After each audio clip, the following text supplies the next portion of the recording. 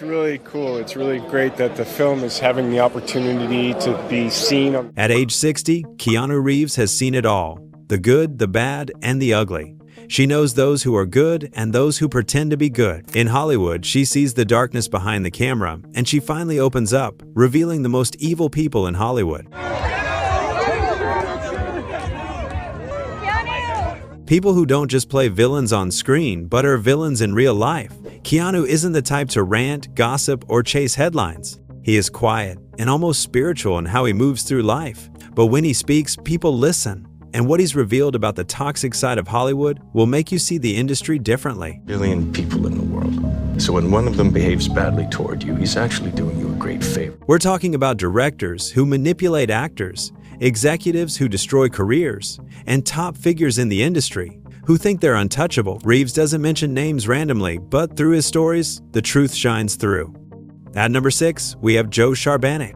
In order to feel betrayed, you had to have loved someone first. Keanu Reeves and Joe Charbanic were just buddies. They got to know each other after Joe filmed a couple of music videos for Keanu's music band, Dogstar. Rising to fame, Keanu Reeves had his choice of projects. He was able to carve out a legacy as a cinematic hero thanks to roles in the likes of The Matrix and John Wick, the 2000 thriller. Time flies when you're having fun, and the whole John Wick.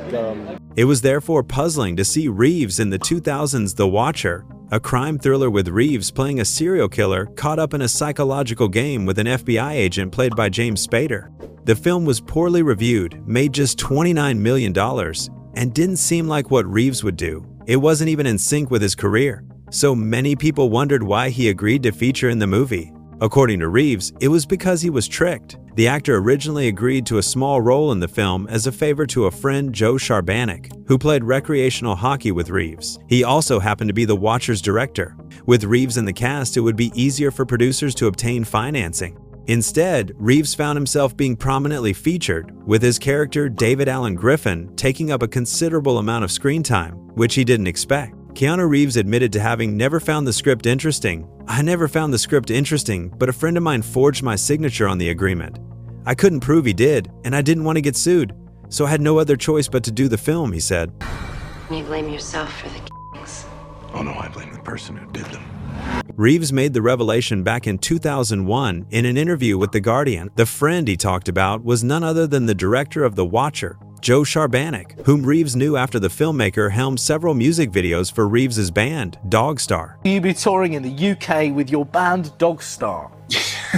In a bid to see Reeves play against type, he forged Reeves' signature without his knowledge of the contract, and he was being forced to accept a union-scale salary, much less than his co-stars James Spader and Marisa Tomei received. An irritated Reeves refused to do any press promoting the movie, which Universal, the studio that produced the film, allowed. Reeves agreed not to speak openly about his grievances for 1 year. Reeves went on to film both Matrix sequels, which were released in 2003. Although Keanu did not speak much about it, he didn't drag him with the press. But he knew very well that Joe Charbanic was deceitful. There was no other logical reason why he would forget his signature if he wasn't evil. At number 5, we have Liam Neeson.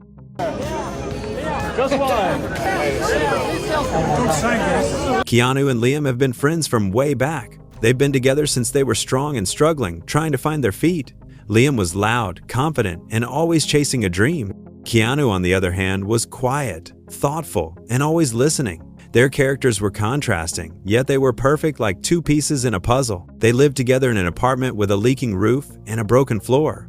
They were there for each other and cheered each other on when they got rejected. Keanu remembered a night Liam missed a role that could have changed his life, and he punched the wall so hard that it left a hole. Keanu just sat beside him quietly and let him cry. This relationship was one that Keanu thought would last forever, but forever was a word he later learned was dangerous. When Keanu's career began to rise in Hollywood, he took Liam along because he truly deserved it. Keanu introduced her to the directors, gave him parts in smaller roles, and even let him stay at his place when Liam's debts got too heavy. And Liam always said the same thing: "You saved me, brother." The words sounded so real until it didn't anymore. The first time Liam hurt Keanu was during a party, when he saw Liam whispering to a journalist. He just brushed it off as harmless talk. Weeks later, articles came out about Keanu's personal life, and these details only Liam knew. Keanu didn't confront him. He only tried to appease himself with the fact that it could be a coincidence, and Liam wouldn't do that to him. Soon, Liam started showing up late, avoiding eye contact, and borrowing money without asking.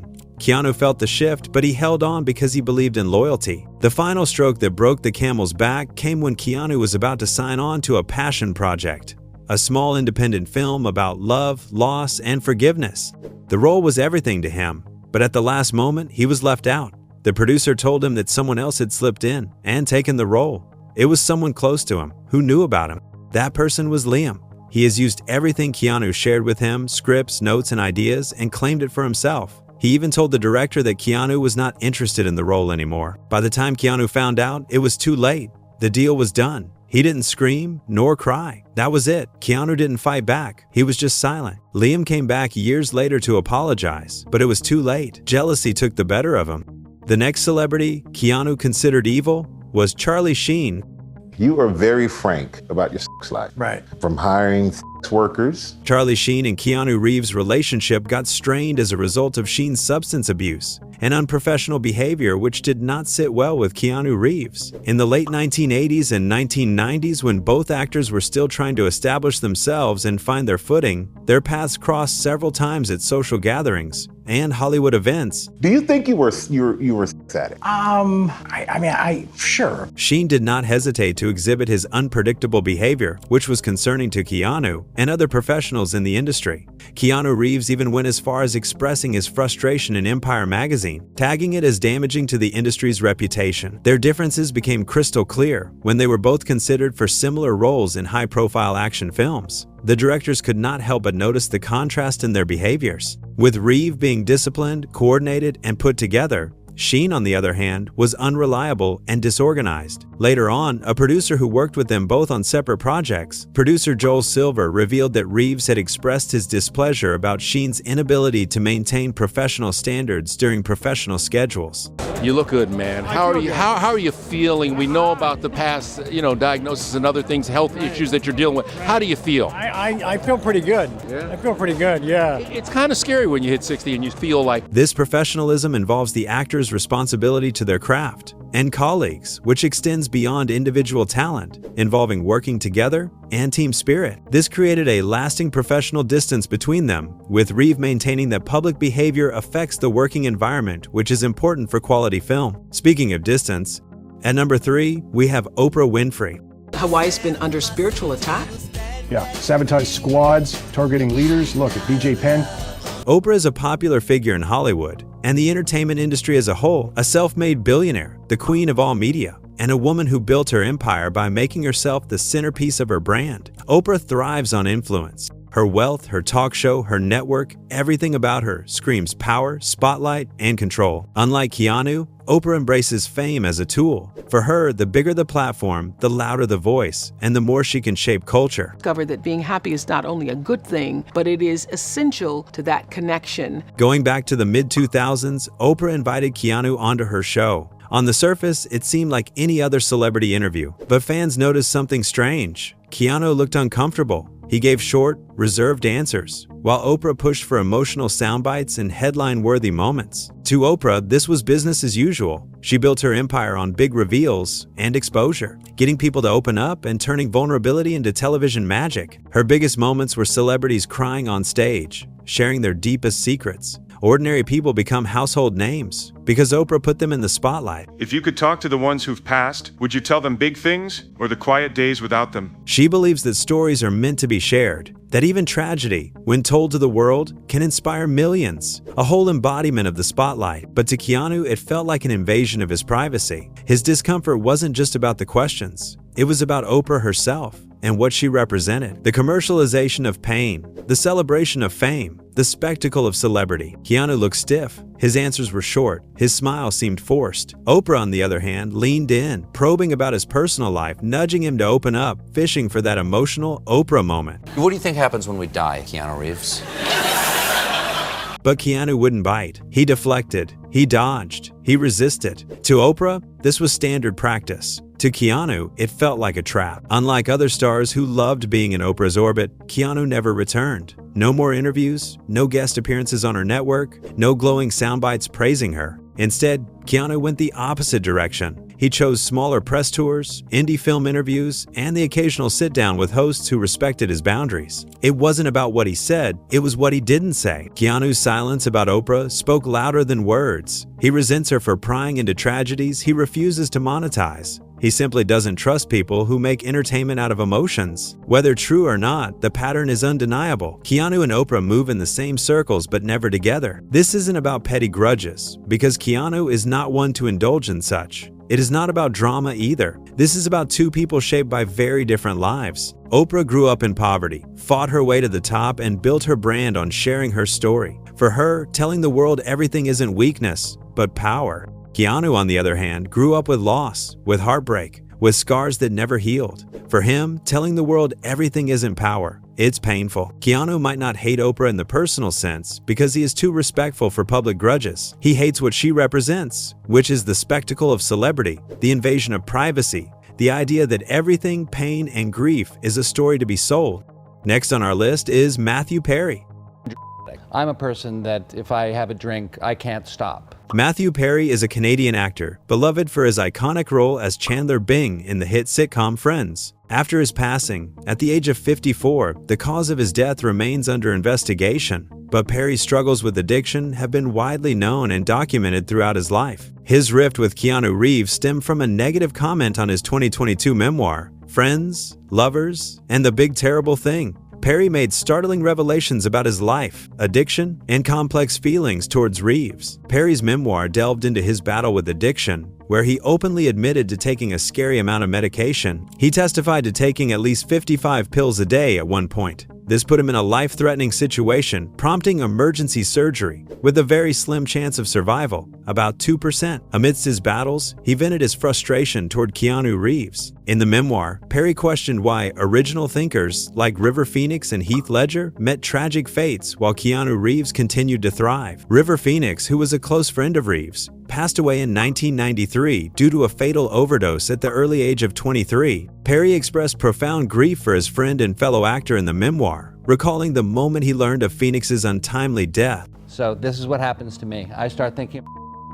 stop. I can't stop thinking about it. The memoir is a candid telling of Perry's struggle with drug and substance abuse as well as addiction, but the actor faced backlash for calling out Reeves. Reeves, alongside fans, found it offensive, even more, involving the dead whom he so loved dearly. Phoenix was a beautiful man, inside and out. He was too beautiful for this world, it turned out. It always seems to be the really talented guys who go down, Perry wrote. Why is it that the original thinkers like River Phoenix and Heath Ledger die, but Keanu Reeves still walks among us? They ran me into emergency trauma room. After much dragging, Perry apologized for the comment, saying in a statement to People magazine in October 2022 that he's a big fan of Reeves and had just chosen a random name in the magazine. I apologize. I should have used my own name instead, he added in the statement. Perry later addressed Reeves' mention once more, this time telling the audience, I said a stupid thing. It was a mean thing to do, he said, addressing a capacity crowd at USC's Bovard Auditorium on Saturday during a panel moderated by Matt Brennan, the Times deputy editor for arts and entertainment.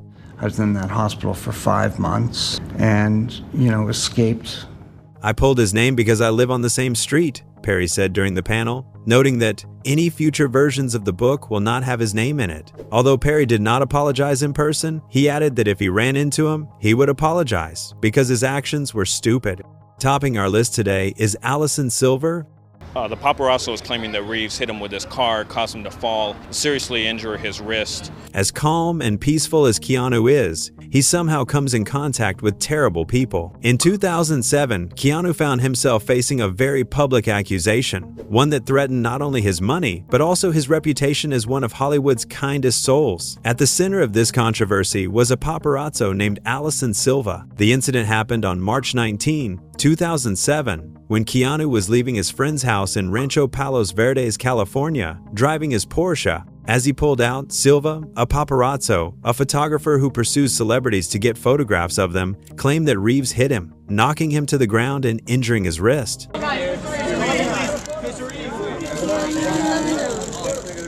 Silva insisted he was simply doing his job, and what happened was no accident. He said Keanu was careless, maybe even reckless, and therefore he wanted compensation. not a small amount. He requested more than $700,000 in damages. For Keanu, this was surreal. He had spent his career avoiding scandals, avoiding unnecessary drama. And now suddenly, headlines were screaming, Keanu Reeves sued by paparazzo for car accident. The media loved it. Some outlets painted him as the quiet star caught red-handed. Others defended him, saying the story smelled fishy. But Reeves didn't explode. He didn't drag Silva's name through the mud. He simply said, I didn't hit him, and that was it. He called his lawyer and prepared to meet in court. The trial kicked off in late 2008. Silva walked into the courtroom with his arm wrapped and a story rehearsed. He claimed the Porsche struck him hard enough to throw him back and injure his wrist, preventing him from working, but something gave him away. The evidence didn't add up. Medical records showed inconsistent details about his injury. Witnesses testified that Keanu stopped his car and even got out to check on Silva. And perhaps most damaging, surveillance evidence suggested the impact never actually happened the way Silva described. The jury listened, they examined the situation and the evidence provided, and they weren't buying it. It didn't take long for the jury to decide. Keanu Reeves was not found guilty of the charges. They went ahead to dismiss the case outright, agreeing unanimously that Silva's claims had no proof. For Keanu, it wasn't about the money. It was about something bigger, protecting his integrity. Hollywood can survive another lawsuit, but for a man like Keanu, whose entire image is built on humility and kindness, even a false accusation could stain his legacy. When reporters asked Keanu for his thoughts after the trial, he didn't gloat. He didn't mock Silva. He didn't even call him a liar, which was rare. Instead, Keanu did what he would have typically done. He stayed calm, gentle, and respectful. It was the perfect example of who he is. A man who doesn't let hate, drama, or greed shake his character. At the end of the day, Alison Silva's lawsuit may have made headlines, but Keanu Reeves' grace under fire left the bigger mark. It showed the world that no matter what storm you throw at him, Keanu will walk through it quietly and come out with his dignity intact. He saw the evil in Hollywood, and although a very calm and articulate man, he always noticed everything. Don't forget to share, like, and subscribe for more.